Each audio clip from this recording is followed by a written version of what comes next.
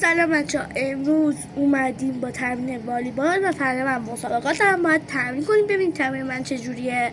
زیاد حرف نمیزنم. اگه ویدیو بلند شد ببخشید دیگه، به بزرگی خودتون. فقط یه دست من این دوزینو الان داریم اینجوری میشه. وای آها اینجوری بهتر شد، عالی‌تر شد و میتونید توپو ببینید. در ضمن من یه دست ویدیو قطع کن.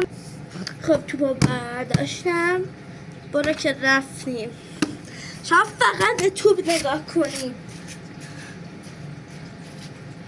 تو داره خاموش میشه.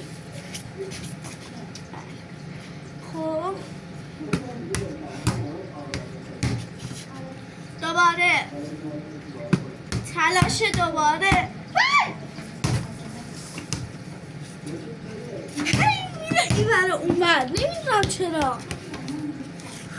Let's go. دوباره تلاش، دوباره وای انقدر سخته.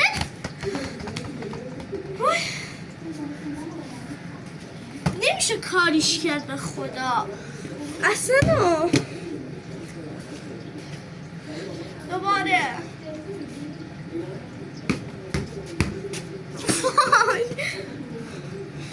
به خدایا